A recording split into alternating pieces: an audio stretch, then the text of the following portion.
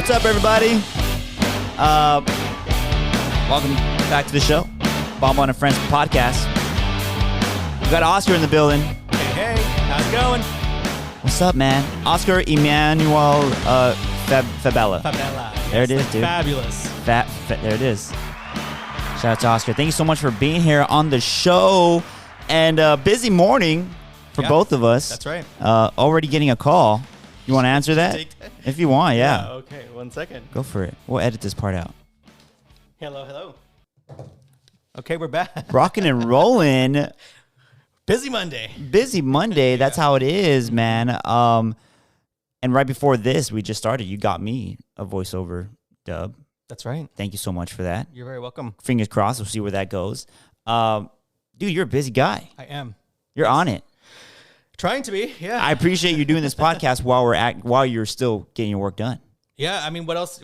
It's the grind, right? It's the hustle. Like, you do one thing so you can do another, and then... Absolutely. I mean, as are you. You're taking phone calls, too? You're busy, Yeah. too. I'm the on-site manager, so people are hitting me up. Got some new tenants coming in. So Nice. That's always good. Oscar, thanks so much for doing this. I appreciate it. You've had much success in this industry, in this world, and I want to talk to you and pick your brain and kind of see how you do it all. Yeah. Happy to answer whatever I can, man. Yeah. Okay. So I want to start. I always start off with these interviews like, what kind of world were you brought into? Mm-hmm. Like world?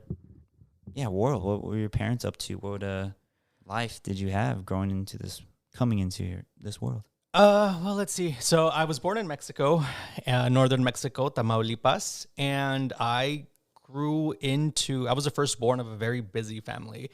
My grandparents had a super prominent business. They had restaurants. They had some sort of a hotel deal running that I remember. God, I was so little.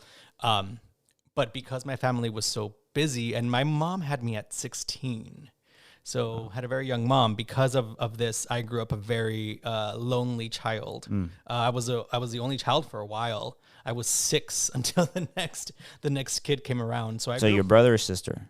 Twin brothers. Yeah. You guys close? Yeah, absolutely. Cool. They're a pain in my ass, as most younger brothers are. But yeah, it took us a while. It's funny how that happens with siblings, right? Like, you grow up basically hating each other, and then one day you're like, these guys are cool. Older. Yeah. Yeah, you grow out of that phase. Being the first, you're out there for 6 years on your own. Yeah. So I had a very vivid imagination as a result. Grew up watching. I mean, my grandfather actually had a wild collection of what are those called? Like the reels, like the actual film reels. And he would hook them up, and I would just watch them all day awesome. on my own. Yeah, I think the first one I watched was Song of the South, Mary Poppins. Yeah, I know, very very light stuff.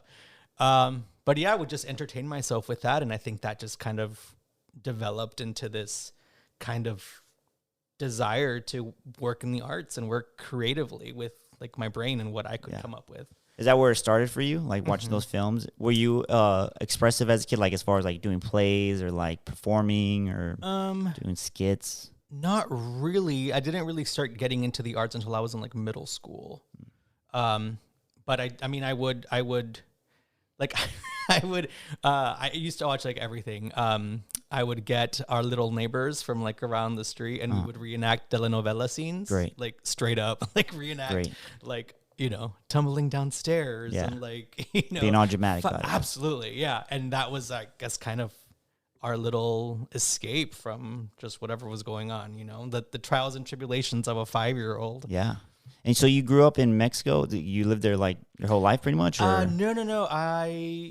So very shortly after I was born, my family immigrated to McAllen, Texas. It's South Texas, right over the border. So then on summers and stuff, I would spend my summers in Mexico at my grandparents' house. I mean, they had this huge house, and it was, to me as a kid, it was my wonderland. It was because nobody paid it. I was a very lonely kid. So gotcha.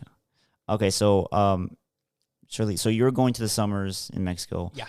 And you're in Texas. Mm-hmm. In middle school, that's when you started that's when you knew I need to pursue the career in arts. Totally. Yeah. In Texas, there's a thing called UIL, which is like competitive speech and debate. And they have like competitive plays, and they would turn like full length plays into 40-minute one act plays, and they would compete all over the states. And it's like the Olympics of like speech and debate. And it was so that's when I was like, I'm competitive. I can put this to good use. Yeah. And so we would compete all over the state, and our school was pretty well known for always getting pretty high up in the competition. And it just from there, then high school, and then got my BFA in theater, and then master's degree. So nice, it just kind of grew and grew and grew into this. That's amazing. Mm-hmm. What was it like in college, going after your BFA and stuff like that?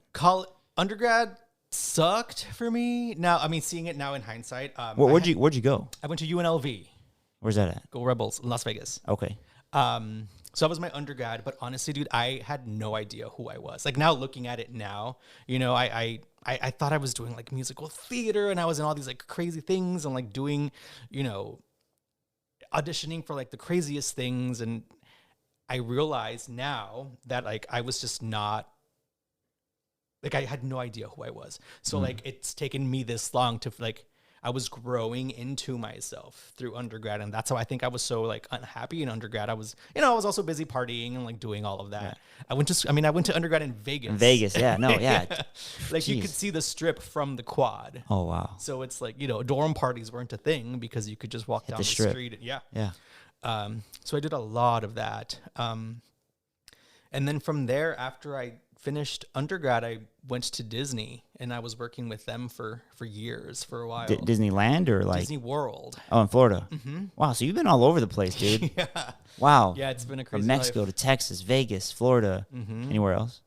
I worked internationally with Disney Cruise Line. I went from Disney World to Disney Cruise Line. Okay. So you graduate college, and you go straight to Disney World. Yeah. What were you doing out there?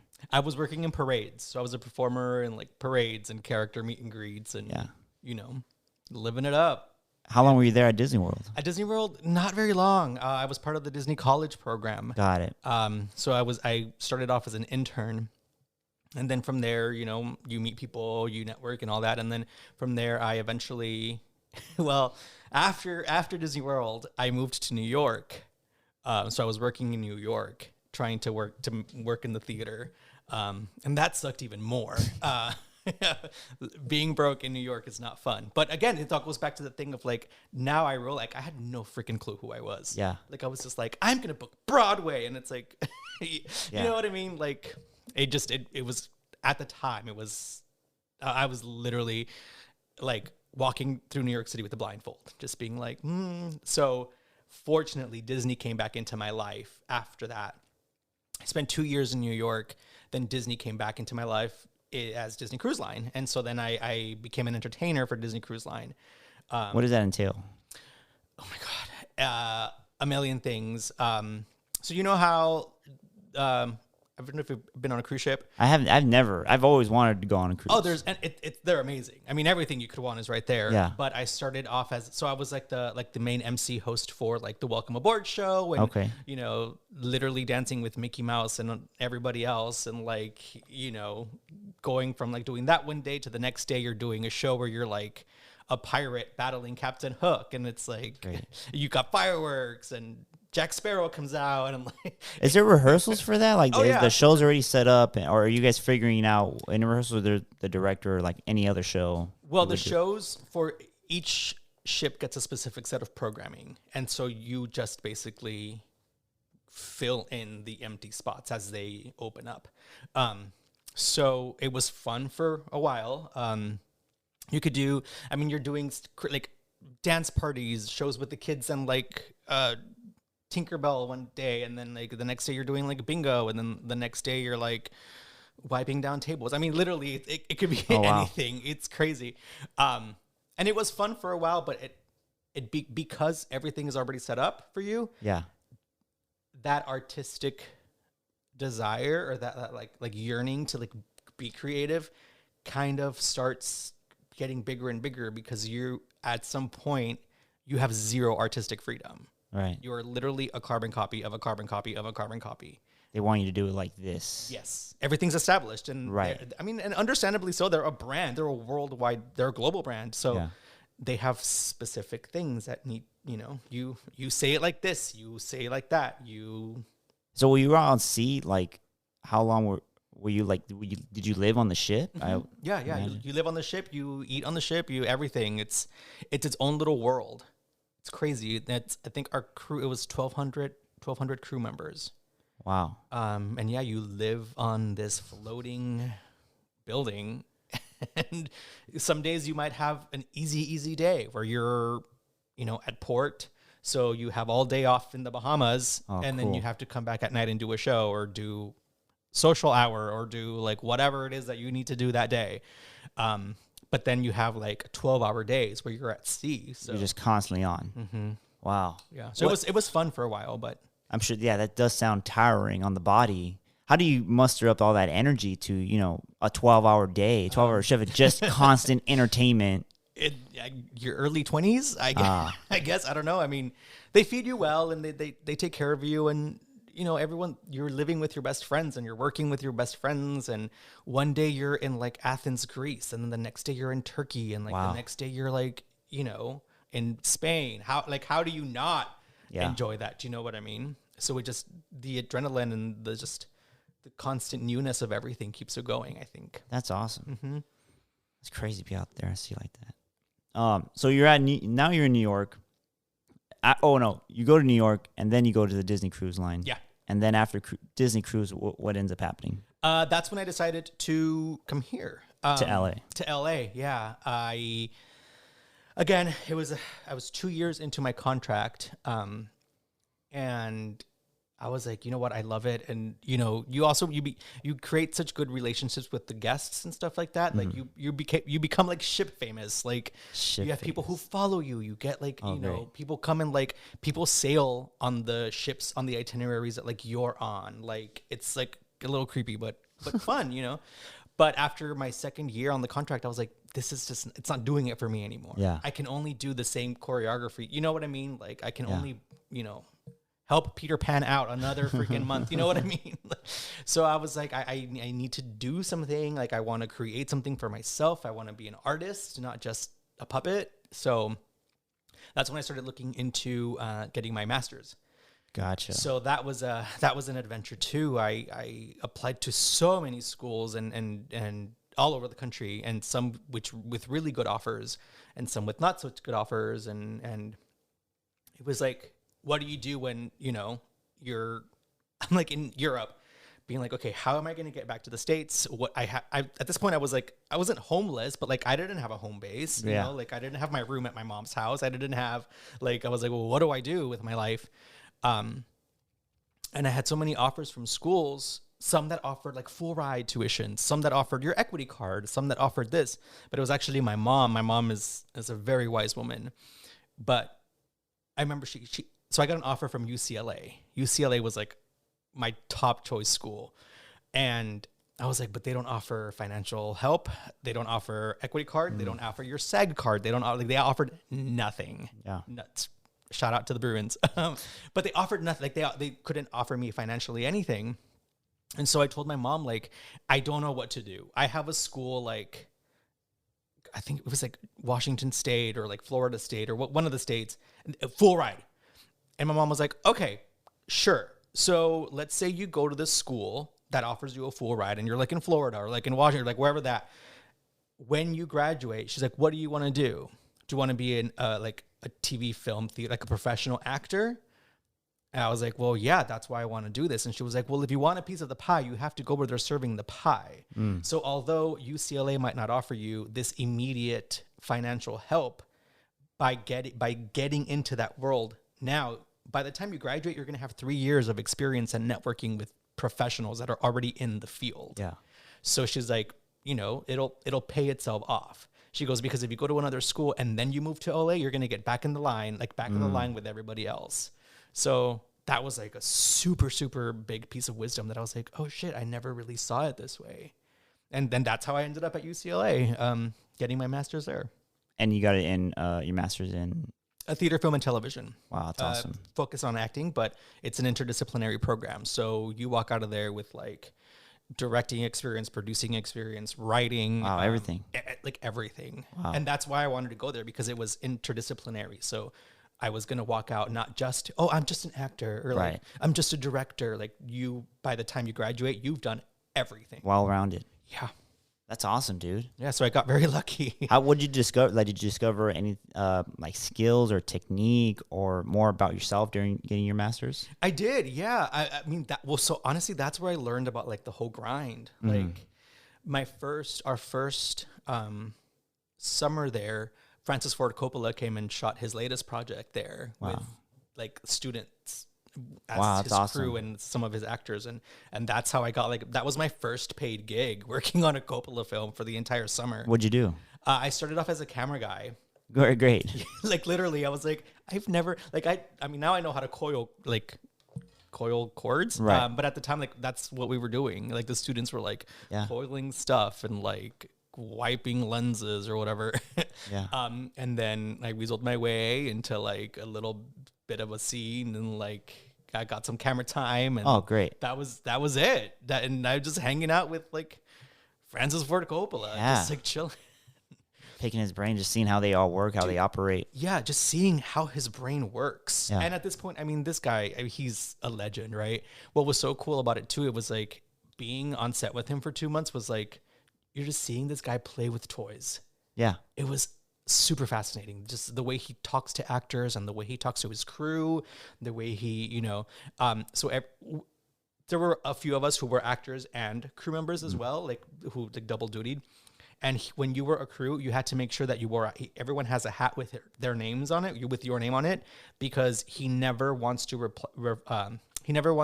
to someone as like, hey, or like, he wants to really humanize the person and call them by their name, which is really, really cool too. I was like, oh, that's. So do you still have that hat that has your name on it?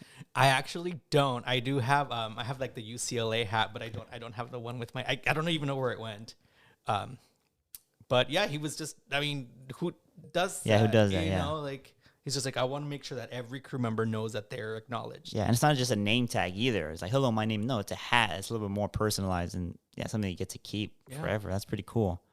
Okay, so then you graduate. That's so cool. You went to UCLA. And I know a lot of people will say in this industry, like, the school doesn't matter or whatnot, because at the end of the day, it's just all the skill or what you do, how you know. But do you regret not going or going to school, or did you? No, I thank my lucky stars that I got into UCLA. Because to answer your question again on like what skills I learned too, I never saw myself as a writer. I was like, I'm an actor, I'm a performer, I'm an entertainer. But at UCLA, I wasn't given the opportunity. I was told you're going to write. So I started writing there too. And from there, I created some really cool plays. And the one I'm most proud of, I created a solo piece that had its premiere in New York shortly after graduating. And what was it called again? The Don Carlos, Prince of Asturias. I think when we first met, when we worked on a short film together, I think you had just finished it or you were about to start it in New York. Something along those lines. That must have been 2019. Is that when we shot 19, that? Besitos, shout out to Besitos. Yeah. Go check it out. And I thought Anissa and I were thinking like, how cool is this? Yeah. A one-man show. And the idea that the concept of it was great. Mm-hmm. That was amazing. Yeah. And so you got your master's, then you went to go do that. Now, during schooling and like Disney and all this stuff, were you actively auditioning too, or were you more focused on learning the craft and learning, just learning? Just the way that just how things have happened. I always so I was on the ship and I was on the ship and that's it. I was at school and school. That's it. Got it. Also contractually when you're at grad school, at least at UCLA's program, you weren't allowed to work outside of your program. Yeah, that is your life. Which is cool because I mean all of the coolest opportunities that I've ever gotten have come out of UCLA. And I mean some of them even include meeting you because the casting director on Besitos, I met her through like a networking event. Great. That I was there with my UCLA friends, and then I met her, and then she got me into this, and now here we are. And talking about it. So I do not regret. I'm so thankful for my time at UCLA. That's awesome, man. Congrats on that, dude. That's Thank you. amazing accomplishment. So then you did your one-man play. Consider, I don't know how people get weird when they say play or production or okay, one-man play. One-man show, one-man. Talk, I want to hear about it, man. What was the idea behind it, and what kind of pushed you just to go and do it? Oh man, it's crazy. Well, this actually came from going back to UCLA. UCLA does a partnership with the Guthrie Theater in Minneapolis, which is one of the best regional theaters in the country. I mean, the Guthrie is top notch, where they reach out to like 8 schools or whatever, and then they bring in a cohort of actors to write and devise and create a play. Cool. To be produced at the Guthrie. So I got picked from a UCLA class to come and be a class at the Guthrie for that summer. Oh, awesome. And we wrote this play about this. The only reason I say that was just to bring it back to like all of my experiences that UCLA has provided, which I'm very thankful for. But we created this play about Spain in the 16th century, and how that was at the peak of the Inquisition, and King Philip II, who was at the time like equivalent to our former president. Great. Just very much trying to like homogenize the country. And so homogenize, is that right? Yeah, that's a word. So we started finding parallels. So we created this like almost essentially a fairy tale of like, oh, royals in Spain in like the 1500s, but making very contemporary themes. And so the one prince who was raised by himself, had a very vivid imagination, was a little bit different than like the expectation from the king. We found out that they tried to erase him from history. Wow. This like the Prince of Spain, he died and nobody like knows like how. They tried to erase him from history just for being different. And I was like, I love this guy. Like, this was a fascinating character who clearly he was just different. And just because of that, they tried to literally erase him from history. So I clung on to that story and I did some research. I flew to Spain I was like, I need to find this guy's like death records. Like, oh, amazing. And you found him? So I think this was a guardian angel that I met. I don't know. And I swear this is a real story. Okay. Like, this is real. I flew to Spain and I go to the National Library of Madrid. So that's where they have like death records, like death certificates. And I was going to go down to the basement and I was like, I need to find Carlos I. Like, what did he die from? Because from my research, I found that there are multiple accounts of his death, but the king did that on purpose so that there be rumors. Like, it said that he like was poisoned, that he killed himself, that he was murdered by his father, that like his friend from Italy came and murdered. Like, there's so many accounts of his death, but that was on purpose. So I was like, well, I want to find the freaking certificate. Yeah. So I went and I go to the library and I check in with the receptionist and I was like, hi, where are the death certificates? And she's like, they're in the basement, but like, why? Yeah. Yeah. She was like, you can't, I mean, they're public and you can access them. Yeah. But I found out, this is a very strange thing. You need a master's degree, at least a license to look through it, to go down into the documents. Any master's degree or, oh, okay. Yeah. And I was like, well, I have my student ID. I'm a graduate student. I'm working on it. I'm a candidate. It's my second year. Help. And she was like, no, if you can get like the dean to like vouch for you or like the head of your program or like, or the chair. And I was like, dude, it's like noon in Madrid, which was like, I was like, no, I'm just going to text the dean real quick and be like, I'm tight with the dean like that. Like, just like, give him a hey, call. Brian, help me out real quick. I was like, no, like there's no way. I was like, come on. Like, I just need to see this death certificate. And she's like, I'm sorry, I can't help you. So I was like, yeah. So I'm like defeated and I'm like figuring out like, what can I do? So you walk out, or are you still staying in the building? I step to the side. Okay. I'm like, cause they have like chairs and stuff. And also like the library's stunning. So I was I just I just need to be in this room for a little bit longer. Yeah. So she calls me back. And she's like, what are you doing? Like, what? And I was like, okay, so, cause I speak Spanish, but in a Mexican accent. So it's not like I'm a Spaniard. Like they could tell, they know like, okay. Yeah. She was intrigued by what I was doing. And I was like, well, I'm doing a show on Carlos the First, Don Carlos of Asturias, trying to see like what he died, and I have accounts, but I just need to go down to the core and find out like how did he die. I need a final scene for my play. And she was like, oh, well, actually, I'm a retired professor from that time period. Oh, great. And I was like, no, like you've got to, I mean, who says that? Yeah. So she wasn't practicing anymore, but she was like just like working the at librarian now. Yeah, okay. She's just like chilling. And she's like, Don Carlos the First, you're not going to find anything specific on him. And I was like, what? Why? And she was like, because the king, and this is when I learned that the king specifically released multiple accounts of his death. Wow. So that the gossip could spread and like nobody knew how he died. Yeah. She goes, because they literally tried erasing him from history. And if you don't believe me, she goes, go back to the palace, go to the main palace. And there's like this garden. There's like, you know, like those like royal palaces where they have like statues all along the walkways. Okay, yeah. She goes, and in this like particular area, she was like, there is all of the princes, like all of the royals in chronological order. She goes, and you'll notice that it'll go from like one guy, like I forget his name, this was so long ago, but then in the place where Carlos the First was supposed to go to, it goes to Don Carlos the Second. So like Carlos the First, like literally, like just not there. Just not there. But obviously, like Carlos the Second, so there must have been a first. A first, right?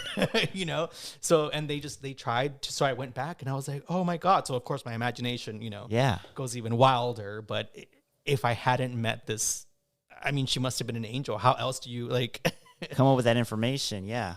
And it just like I wouldn't believe it if it hadn't happened to me. How did that influence the ending then? So what can we talk about your ending in the play? We can talk about the ending, absolutely. Because that was the whole point, right? The whole mission on that trip was to find. I wanted to find, yeah. I mean, I left it open ended. Yeah, because I think you have to, because and let the audience decide for themselves. Yeah, why was he killed, or like how was he killed? Was he killed because he couldn't? Also, like it was said that he was like deformed and he was, malformed, or like that he was all sorts, you know, that he wasn't manly enough for his responsibility as a royal, and that could mean many things, especially in like 2022, right? Like, what does not being manly enough mean? Right. So I left it open ended. Was it because he was? I mean, I'll say it. Was it because he was gay, or he was perceived to be gay, or was it because he wasn't physically strong enough, or because he couldn't have children, or like what was the reason, or was it because he tried to overtake this like crazy conservative climate that he was living in? Like, what was the reason? And so then I realized, like, oh, it needs to be left open-ended, so that then the viewer can make up a reason for themselves and take that message away for themselves, as opposed to the artist being like, this is what you need to think. Yeah. So you did the play. How did you feel about it once it was all said and done? You did it. You got the idea. You guys wrote it. You guys produced it. Mm-hmm. What was your final thoughts on the whole experience? I mean, I love live theater, and I love being able to take, like, I love inception stories, and I love origin stories of like specifically people who have been vilified. Like, I love Cruella with Emma Stone. I love Maleficent with Angelina Jolie. I love learning about these like people who have been given this awful narrative of like they're just awful, and why, who knows. And so getting to see these like other sides, because nobody really thinks that they're awful, right? Like, even in like Shakespearean stories, the villain never feels that they're bad. Right. They think that what they're doing is right. So that's always a narrative that I've just been so drawn to exploring. And so I enjoyed that. I loved, like, after the show, or people were like, "Whoa, was he gay?" Or, "Oh, was it because he couldn't get it up for the queen?" Yeah. And it's like, well, I don't know. What do you think? Like, what do you actually think? Do you think he was gay? He might be. You tell me. So yeah, every there's multiple sides to literally every story. Yeah. That was my biggest takeaway. And that's a theme that I constantly explore in my work. Awesome. So speaking of your work now, so after you did your play, congrats, by the way, it's an awesome Thank you. accomplishment. You come back to LA. Yeah. Because it was in New York. Are you now once you get back to LA, are you self-submitting? Do you have an agent manager, or do you go out for auditions? And then what's that been like for your experience? I do. It's from there. I've been taking I took screenwriting courses as well. Once I came back, I worked on a pilot. I worked on a short film, and it helped in me pitching myself as an actor to agents, to my agent and my manager specifically, because then, it shows that you have multiple points of view as an artist, which I do think is very important nowadays. Well, yeah, you experience so much, with entertainment and now producing your own show and writing. Like, you're a well-rounded entertainer, I would say, dude. Thank you. It's a lot of work, but it's because of, and my biggest idols in the world, and when I was younger and as I've gotten older, like at first it was Tina Fey, because here's this like funny, quirky woman who is like literally doing stuff for herself that she's gonna do. Yeah. Right. And then as I got older, obviously views change and whatever, but these creators, Mindy Kaling, having her stories and for her people that look like her, to then obviously Lin-Manuel Miranda, who is like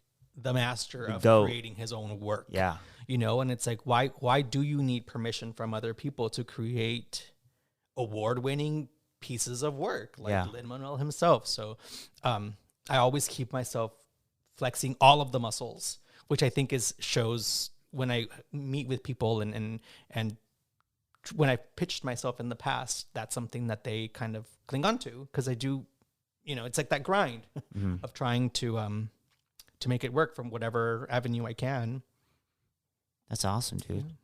How's it been so far with auditions lately? Pretty good. It's been slow. Through the pandemic, I got very lucky to be like thrown into the world of voiceover. Okay, cool. So I started dubbing. I started doing a lot of the dubbing, which happened from the Francis Ford Coppola project. Great. I met this woman, Fanny Brett, who she was an actress. She was just hired to be an actress.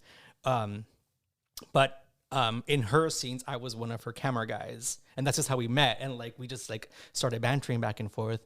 And then after that project, she was like, "Hey honey, I need some younger sounding actors who can come and do this for dubbing." She's like, "If you don't know dubbing is when you take shows, international shows, and dub them into American English." And she was like, "Can you audition for me?" And so I did. She loved me, and so I was one of her regular actors. Oh, great. What show was it for? The first one was, oh God, this was a while ago. The Meyer. It was a Polish show called The Meyer. There was a French show called The Break, Unit 42.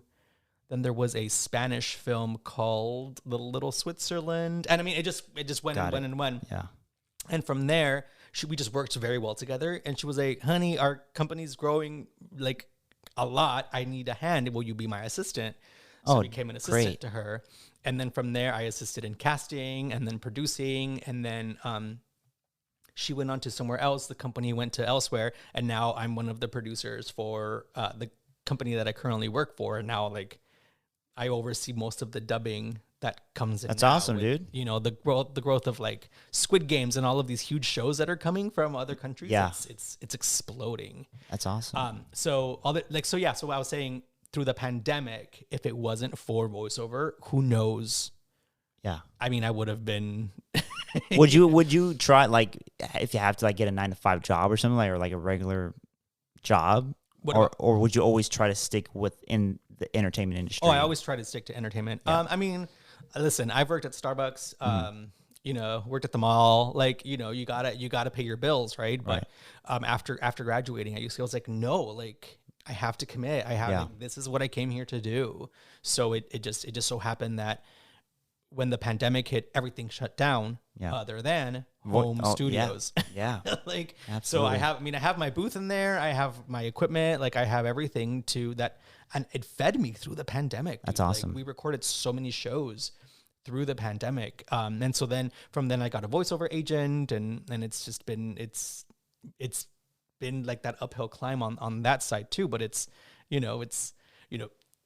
how do you flex all these muscles at the same time? Sure. Trying to write and act and submit yourself for camera, but then you've got a voiceover, but then, Yeah. So it's just, I just try to balance it as best as I can. But I mean, my God, I'm so lucky to be able to keep all of these balls in the air. Yeah. Do you know what I mean? As a working artistic professional, that I'm like, I have so many balls in the air, but you know what? At least they're there. Yeah. You know? Would you say there's one passion over the other that you really just love more, or is it you love the whole industry itself? I don't know, man. It's so tough because for me as an artist, I fall so much in love with what I'm working with at the time. I mean, the whole idea of like a showman's, or, you know, I don't know, I'm sure you know what that means, but like, I think that's true, because like you if you have a partner, a scene partner that you're meant to fall in love with, you know, I do think that a good actor probably does to a certain extent. You know what I mean? You become so present with that person. And so I try as much as I can to every project that I'm with, I fall in love with it. If I'm working on a pilot script, I fall in love with it so much. My show that I'm working on, my whatever. So it's hard to say which one I gravitate to more, but I try so much to give everything to whatever it is I'm working with at the time. I mean, of course, my favorite thing to do is to act on stage. Yeah. You know, because it's like the gym for actors, I find. But then I love seeing myself on screen. Right. And then I love hearing my voice on like a Netflix show. Like it's hard to say. Well, hearing you talk right now, I think you're inspiring me to almost a reminder to love, like you just say, I love hearing myself on screen. I love hearing myself on audio. I love seeing myself on screen. And I think that's important too for entertainers to love to love what they see themselves doing. Mm-hmm. I think sometimes there's a idea like, oh, I can't love myself too much. I can't be obsessed with loving this because I'm the one who's doing it. Like, no, dude, I'm proud of this work. I love this work. That's why I did it in the first place. Yeah. Right. Otherwise, why do it? Right. So what's your approach when it comes to a scene, as for with all your knowledge in this world? When you first get a script, say for a self-tape or a voiceover even, what's kind of like your preparation? Do you do backstory? Does your technique, Meisner? I know there's so much. Yeah, everyone has their own way. Sure. But what's your kind of take on that? For me, I try to put myself into it. I find that there's a lot of, I've seen a lot of instances, and even I've been guilty of putting on the character, or like, you know what I mean? Like there's a separation between you and the character. And so I always, when I read a script or whatever, I think of those, I internalize everything. So like, why would I say this? What has come from it? So that comes with, of course, a lot of imagination, right? Of like, substituting. There's a lot of that as well. Like if something is happening, like if this is not an actual cup of water, it's, you know, your grandfather's heirloom. Like there's a lot of substituting for me, but saying like, why would I, Oscar, say these words? Not the character on the page, but how would Oscar say these words?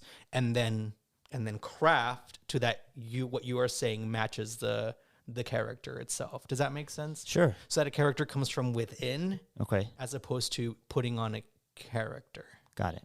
So it's less like it's less like an SNL sketch, right? Where that's like a parody character or whatever, and literally, yeah. Where this is more internal, you could create it more meaningful, and so that the words mean something. And that doesn't mean that you have to analyze everything. I mean, you don't have to make everything so precious, but in order to be believable, it has to come from you. It has to come from your gut. Otherwise, it just won't be believed. Yeah. And what's the differences that you've noticed working on stage versus on screen? Is there a much difference for you, or do you feel? Yeah. Oh yeah, it's huge.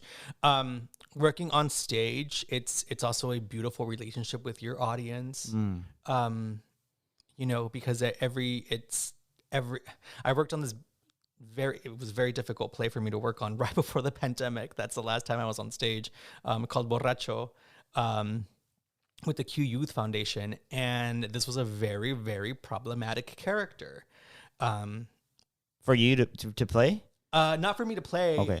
But he was a very problematic character, written so. And every night people would have different reactions to different things that my character would do. Mm-hmm. Whether it was, you know, make out with his best friend's boyfriend, or like, you know, call, you know, his best friend the derogative gay slur, like, you know, every night would be a different response. And so you realize the audience is with you on different terms. And that to me is so exciting. And just being able to share that with the audience and the viewer and your partner in the scene, in that moment is beautiful to me. Do you strive for the same performance every night when you do on stage, or is it always going to be coming from a different place? It's always a little different.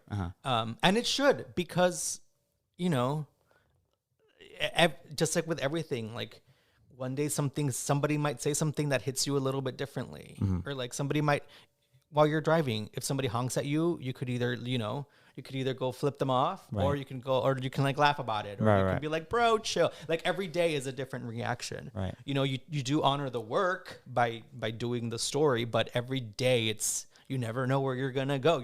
Your tears might come in a different scene, or like your tears might come before the monologue. Your tears might come after it. Your tears might not come at all. I mean, there's been, you know, there were days that the script required me to cry, and on a night I just couldn't do it. I just wasn't there that night. Yeah.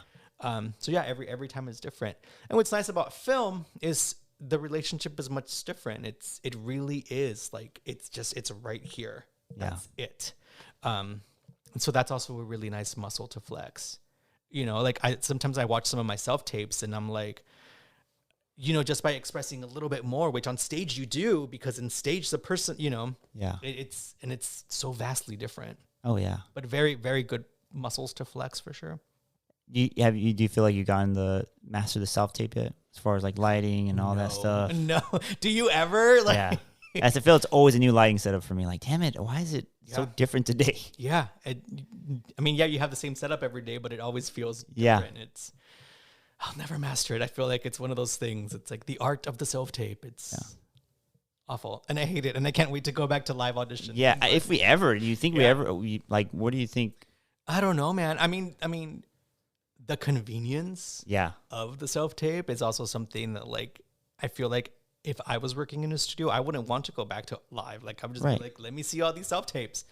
And I've also been auditioning a lot more with self-tapes than I was with my live auditions, just because, I guess, the convenience of it. But my God, I just, you know, just to get back into a room and just like act with someone again. Yeah, like, that could be cool. I miss that.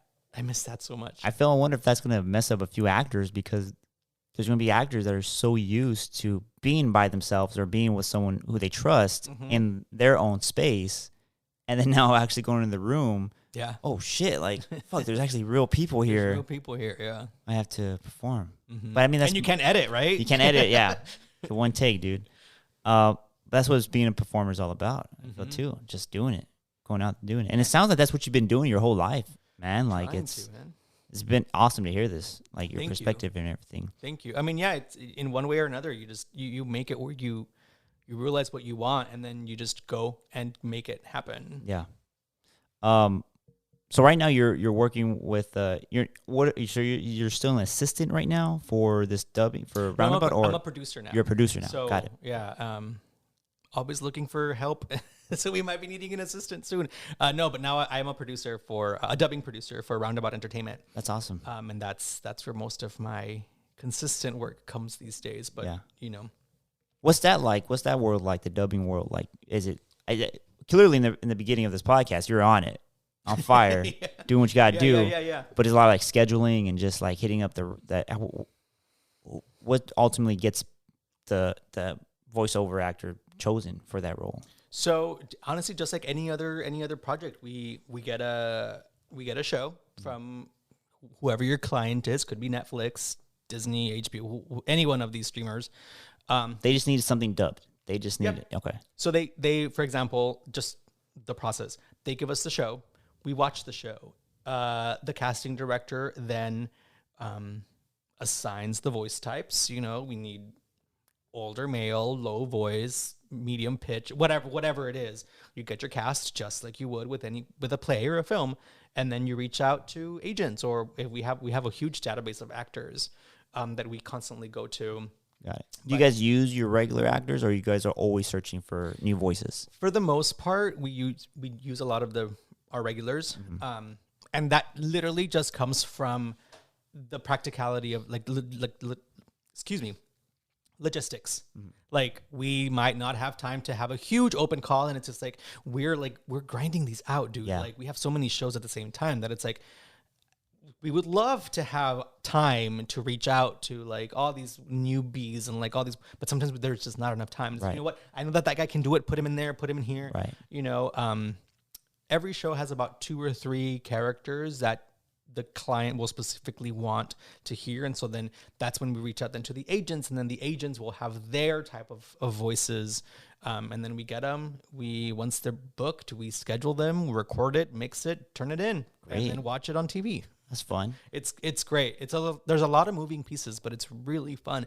And it's creative too. Like, it helps me flex my like intellectual brain muscle, and you know, it keeps my artistic part of myself. Like, I'm always hearing auditions, and I'm always hearing all of these things. So it helps me work on that kind of thing when I'm not working on everything else that I'm trying to do. Right. Okay. So for any like newbies out there, like if they're trying to break into like that kind of world, what do you feel like stands out the most? Rawness, literally. Like Rawness? Like, yeah. Like, I feel like a lot of actors and a lot of new actors come in trying to put on a thing. We have to act like this. You know what I mean? Got it. It's just like, ugh. Like, as soon as we hear that, we go next. Got it. It's like, you know, and I think that it's kind of the same thing with like acting auditions for like on camera, right? Like, you want that to see that person raw, like, you know, don't put extra guacamole on the taco. Right. Just, you know, just be you. Give me you.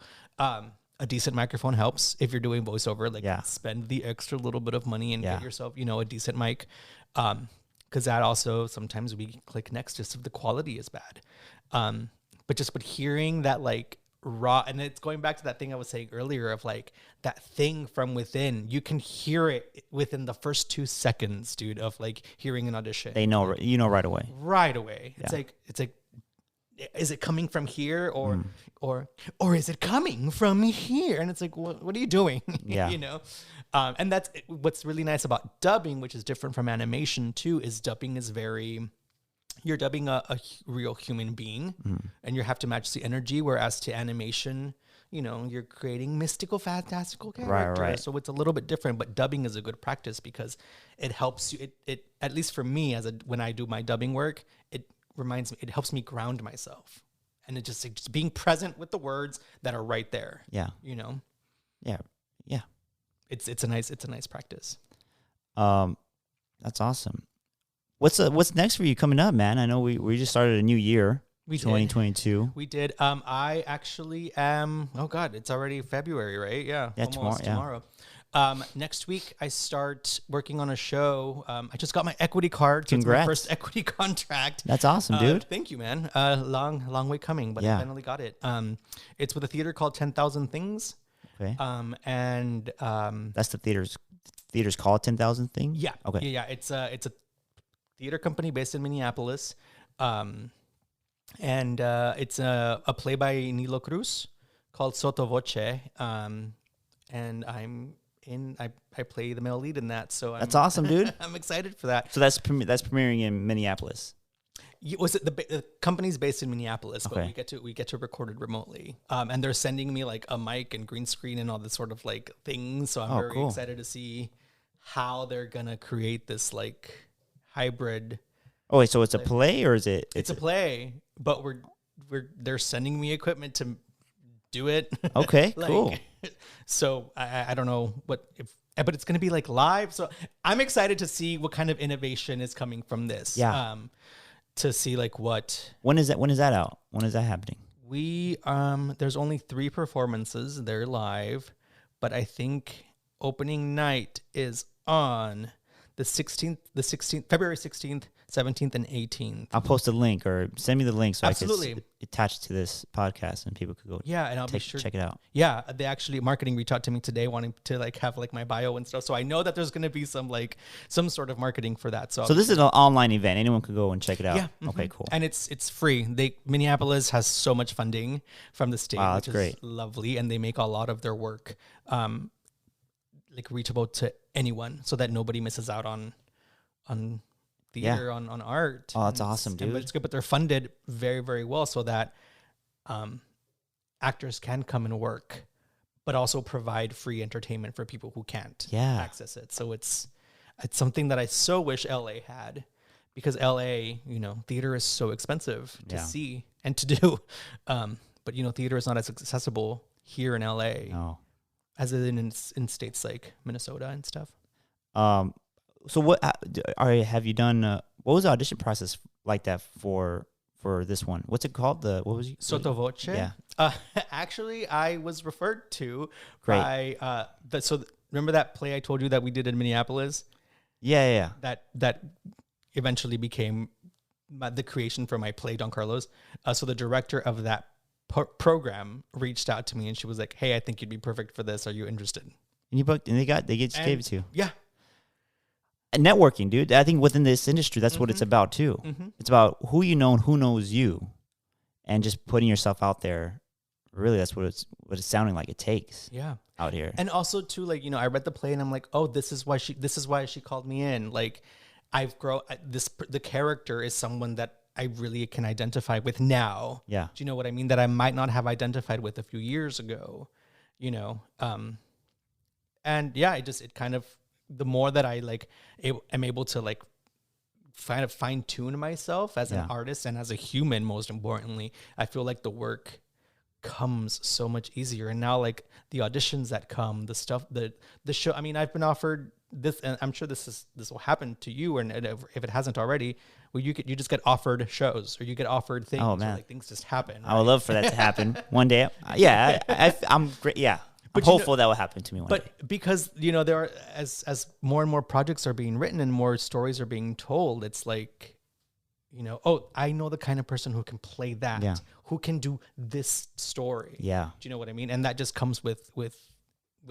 a human being able to fine tune themselves into themselves, which it took me so long to do. All of these things that I did, New York and Disney and Florida and the cruise line, all of it. It was always like a stepping stone for something else for me, where it was always like, oh, I'm only here so that I can go to the next thing, or I'm only here so that I can, for the first time in my life, I'm like, oh, I'm here. I've made it. Like, I am exactly where I need to be, doing exactly what I need to be doing. And of course I have so many more goals and have so much to do. Right. But I'm like, I don't feel like I'm like running to the next thing anymore. I feel like I'm like, I'm here. That's awesome, dude. Mm-hmm. That's really cool to hear. Thank you. Like, this is the next thing that I'm doing, and then we'll see what happens next.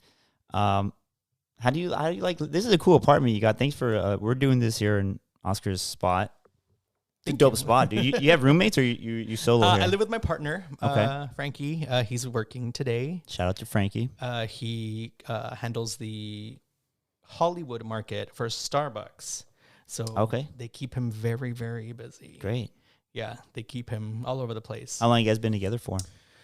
We just had our 3-year anniversary 2 days ago. Nice. So still pretty fresh, I guess. Yeah, 3 years. Have you guys been living together for 3 years? Or? No, we've been living together a year and like 2 months now. Got it. Mm-hmm. What's that been like? It's been good. I mean, literally, we met before the pandemic, and then during the pandemic, it was like, well, we spent enough time together. Do you want to like do it and just like move in together? And it's been so good for us. I mean, it's great. We're both so happy. We both work a lot. He's not artistic at all. Like, he's very much corporate, and he lives in that world, and he loves it and thrives in it.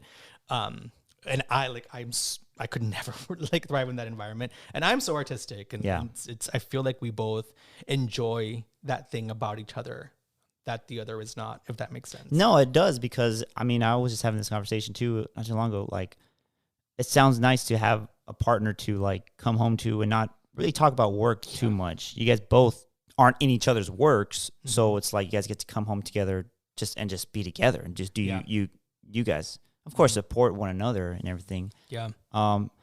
But to that too, like I get to being in the same industry, like Anissa and I, like I feel it's awesome to have a partner to bounce off stuff like that too. But yeah, whatever works, whatever you find, whatever love you find in this life, right?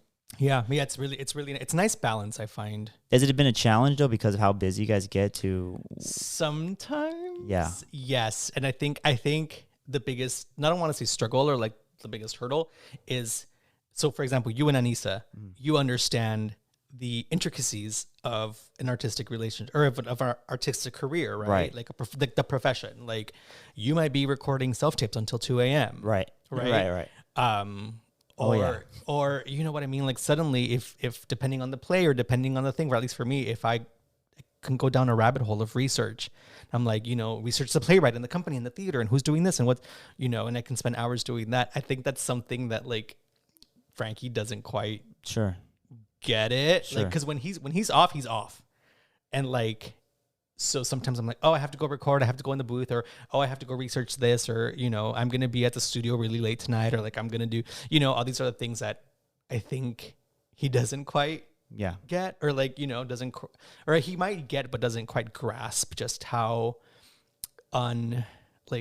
not unstable, but like unpredictable it can be. Yeah. Or like when you're on set, right? And it's like, well, what time are you going to be home? Yeah. I have no idea. Yeah. He's like, what do you mean? Doesn't make sense. Is it an 8-hour day or a 10-hour day? I was like, well, could be a 16-hour day. Who knows? Right. So that kind of thing is a little bit weird, but it is also nice that when I'm with him, it separates me from the arts, but he goes to all of my film festivals. We go see shows together all the time. He loves the theater, and I think we found a nice balance. That's awesome to have that support too. Mm-hmm. And I'm sure you support him in whatever the work that he does and whatnot. Mm-hmm.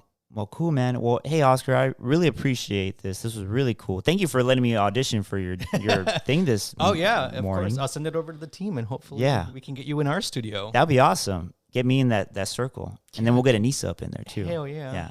Yeah. Thank you so much, man. Guys, it's been Bonbon and Friends podcast. Oscar, thanks, man. Thank you, Bonbon. It's been a pleasure, man. We'll get you back on. We'll talk about more stuff. For sure. And it's been too long. Let's not wait this long. Oh, no, for sure, yeah. All right, guys. Peace out. This is fun, dude. Yeah, thank you. You want to get some lunch, maybe? A kale salad?